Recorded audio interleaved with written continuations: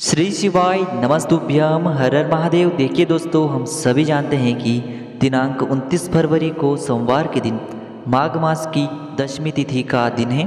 और आज के इस वीडियो में हम आपको सोमवार की दशमी पर किए जाने वाले बहुत ही सुंदर से उपाय बताने वाले हैं। मात्र आपको 2 बेलपत्र शिवलिंग पर इस प्रकार से इन 2 जगह अर्पित कर देनी है।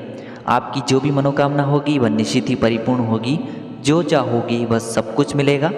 देखिए, आज के इस वीडियो में हम आपको धन प्राप्ति उपाय, कर्ज मुक्ति उपाय, मनोकामना पूर्ति उपाय, लक्ष्मी प्राप्ति के उपाय, शीघ्र विवाह के उपाय, नौकरी प्राप्ति के उपाय, व्यापार की वृद्धि के लिए उपाय, नशे से मुक्ति के लिए उपाय, घर में सुख समृद्धि के लिए उपाय। तो इस प्रकार से सोमवार के कुछ अचूक उपाय बताने वाले हैं। देखिए दोस्तों, आज के सभी उपाय गुरुजी की कथा के अनुसार ही आपको समझाने का प्रयास करेंगे।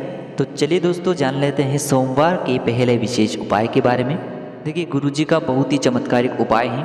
इस उपाय को शिव पंचायत उपाय के नाम से जाना जाता है। और इस उपाय को करने के लिए सबसे पहले तो आपको 5 बेलपत्रियाँ लेनी होगी।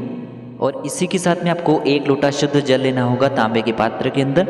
अब इन दोनों ही सामग्रियों को आपको भगवान शिव के मंदिर में लेकर के पहुँचना है। आप चाहें तो इस उपाय को अपने घर पर भी कर सकते हैं। देखिए, सबसे पहले तो आप जो 5 बेलपत्रियाँ लेकर के आए हैं, विशेषकर यह जो उपाय है शिव पंचायत वाला उपाय है, यानी कि इसमें आपको 5 देवताओं के नाम लेने हैं।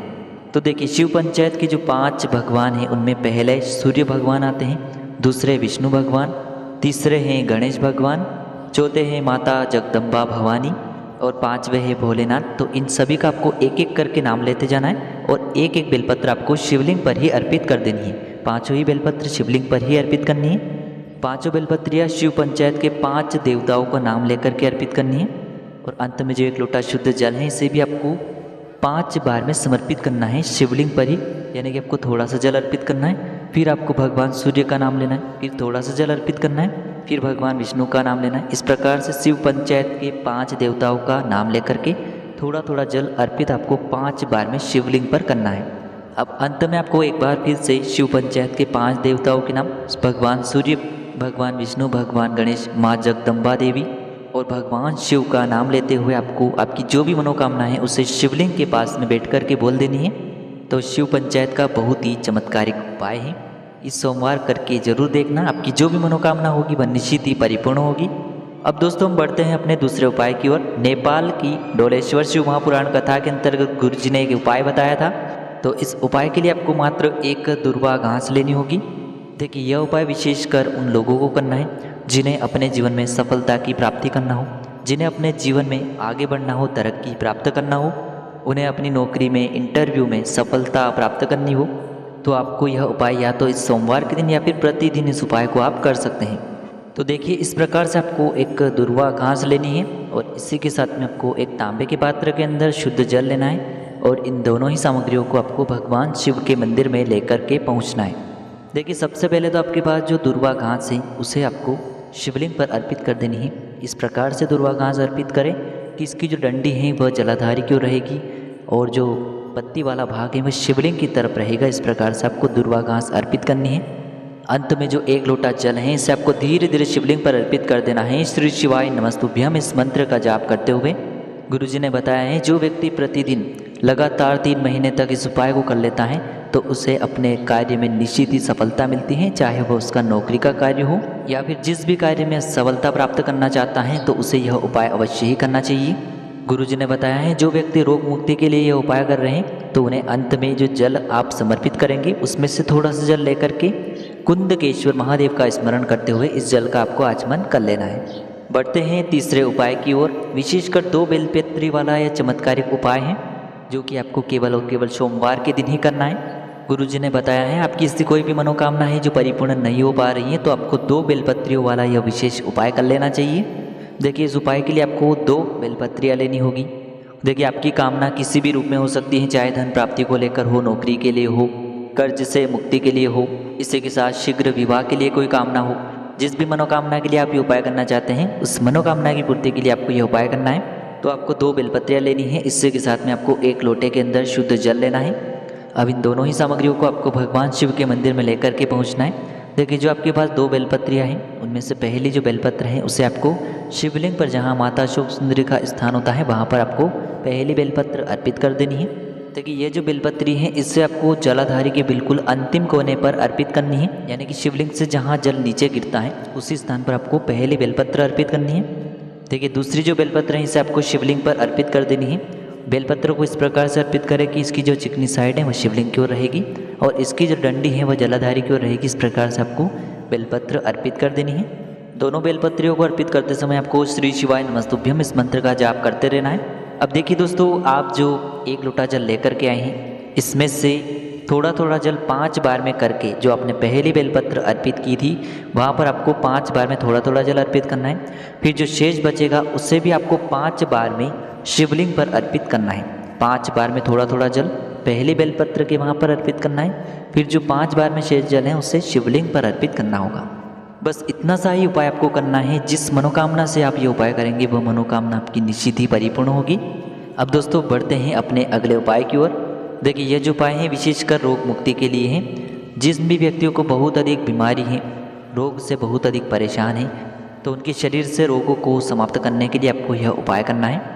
गुरु जी का बहुत ही नया और चमत्कारिक उपाय है। इस उपाय को करने के लिए सबसे पहले तो आपको एक प्यारी सी बेलपत्र लेनी होगी। इसी के साथ में आपको 1 लोटा शुद्ध जल लेना है तांबे के पात्र के अंदर। तो देखिए इस उपाय को करने के लिए गुरु जी ने बताया है, सबसे पहले तो आपको शिव मंदिर जाना है और मंदिर जाने के बाद आपको जो आपके पास बेलपत्री है सबसे पहले उसे समर्पित करना है, क्योंकि जब भी आप रोग मुक्ति के लिए कोई भी उपाय करते हैं तो उसमें पहले बेलपत्री अर्पित की जाती है, उसके बाद जल अर्पित किया जाता है। तो देखिए बेलपत्र को शिवलिंग पर इस प्रकार से अर्पित करनी है कि जो इसकी चिकनी साइड है शिवलिंग से स्पर्श रहेगी, डंडी वाला भाग जलाधारी की ओर रहेगा। इस प्रकार से आपको बेलपत्री अर्पित कर देनी है और जो आपके पास जल है अंत में उसे भगवान शिव के शिवलिंग पर अर्पित कर देना होगा, कुंदकेश्वर महादेव का मन में स्मरण करते हुए। देखिए जैसे यह जल शिवलिंग से होकर के जलाधारी की ओर बह करके आएगा तो इस जल का कुछ भाग आपको किसी भी खाली पात्र में झेल लेना है और इस जल को आपको औषधि स्वरूप कुंदकेश्वर महादेव से प्राप्त कर लेना है। जो भी व्यक्ति आपके घर में बहुत अधिक बीमार है उससे इस जल का आचमन आपको करवा देना है। निश्चित ही उसे अपने रोगों में, अपनी बीमारियों में आराम मिलेगा। अब दोस्तों बढ़ते हैं गुरु जी के अगले उपाय के बारे में। यह उपाय बहुत ही चमत्कारिक है। गुरु जी ने इस उपाय के लिए बताया है कि जो व्यक्ति गलत संगत में जा रहे हैं, गलत मार्ग पर जा रहे हैं, बहुत अधिक नशा करते हैं, घर में वह किसी भी व्यक्ति को अपशब्द बोलता है, तो उस व्यक्ति के लिए आपको यह उपाय करना चाहिए। इस उपाय के लिए आपको इस उपाय के लिए आपको मात्र 1 चुटकी काले तिल लेने हैं। अब देखिए मात्र यह 1 चुटकी काले तिल आपको भगवान शिव के मंदिर में लेकर के जाने हैं। यह उपाय आप सुबह से लेकर के शाम तक किसी भी समय में कर सकते हैं। देखिए सबसे पहले तो आपके पास जो काले तिल हैं उन्हें आपको भगवान शिव के शिवलिंग पर अर्पित करने हैं, अवधूतेश्वर महादेव का मन में स्मरण करते हुए। और आपको महादेव से प्रार्थना करनी है कि मेरे घर में जो व्यक्ति है गलत संगत पर जा रहा है, इसके आचरण सही नहीं है, हमेशा नशा करता रहता है, इसे आप सतमार्ग पर लाएं और आपकी कृपा से यह जो व्यक्ति हैं सुधर जाएं। इस प्रकार से कामना करते हुए ये जो काले तिल हैं आपको शिवलिंग पर अर्पित करने हैं और जो आपने काले तिल अर्पित किए हैं उनमें से कुछ काले तिल के दाने आपको शिवलिंग पर से अवधूतेश्वर महादेव से प्रार्थना करके उठा लेने हैं। अब यह काले तिल आपको अपने घर लेकर के आ जाना है और जो व्यक्ति गलत संगत में नशा करता है तो उसे आपको इन काले तिल के 2-2 दाने प्रतिदिन खिलाना है। देखिए यदि वह व्यक्ति स्वयं नहीं खाता है तो उसके खाने में आपको मिलाकर के यह काले तिल के दाने दे देने हैं। निश्चित ही उसकी जो गलत संगत है वह दूर हो जाएगी और वह सतमार्ग पर चलने लगेगा। अब दोस्तों हम जान लेते हैं गुरु जी के अगले और अंतिम उपाय के बारे में। यह उपाय गुरु जी ने अपनी औरंगाबाद श्री सत्यम शिवम सुंदरम शिव महापुराण कथा के अंतर्गत बताया था। और यह उपाय ऐसे लोगों को करना है जिनके कोई भी कार्य बन ही नहीं पा रहे हैं, कार्य जो है वह बार बार अटक जाते हैं, तो उन्हें यह उपाय करना चाहिए। आपके जीवन में जो भी विषम परिस्थितियां हैं उनसे बाहर निकलने के लिए आपको यह उपाय करना चाहिए। आपके जीवन में जो भी अटके हुए कार्य हैं उन्हें परिपूर्ण करने के लिए आपको यह उपाय करना चाहिए। तो देखिए इस उपाय के लिए आपको 5 बेलपत्रियाँ लेनी होगी। इसी के साथ में आपको एक तांबे के कलश के अंदर शुद्ध जल लेना होगा और इन्हें आपको भगवान शिव के मंदिर में लेकर के पहुँचना है। देखिए आपके पास जो 5 बेलपत्रियाँ हैं उनमें से पहली बेलपत्र आपको भगवान गणेश जी वाले स्थान पर अर्पित कर देनी है। फिर इसके बाद आपको थोड़ा सा जल श्री गणेश जी वाले स्थान पर अर्पित कर देना है।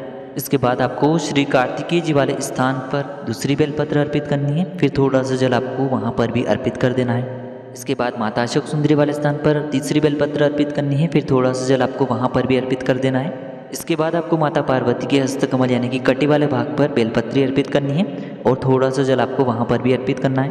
अंत में आपको शिवलिंग के ऊपर यह बेलपत्री यानी कि 5वीं और अंतिम बेलपत्री अर्पित कर देनी है और थोड़ा सा जल आपको वहाँ पर भी अर्पित करना है। यानी कि अंत में जो शेष जल है उसे आपको पूरा ही शिवलिंग पर अर्पित करना है। इसके बाद आपको अपनी जो भी कामना है उसे बोल देना है। जो भी आपके कार्य अटक रहे हैं, परिपूर्ण नहीं हो पा रहे हैं, तो उन्हें परिपूर्ण करने की कामना करते हुए आपको ये सुंदर सा उपाय करना है। तो देखिए, इस प्रकार से आज के इस वीडियो में हमने आपको सोमवार के दिन किए जाने वाले कुछ चमत्कारिक उपाय बताए हैं। जो भी आपके लिए उचित हैं, सरल हैं, उसे आप कर सकते हैं। श्री शिवाय नमस्तुभ्यम। हर हर महादेव।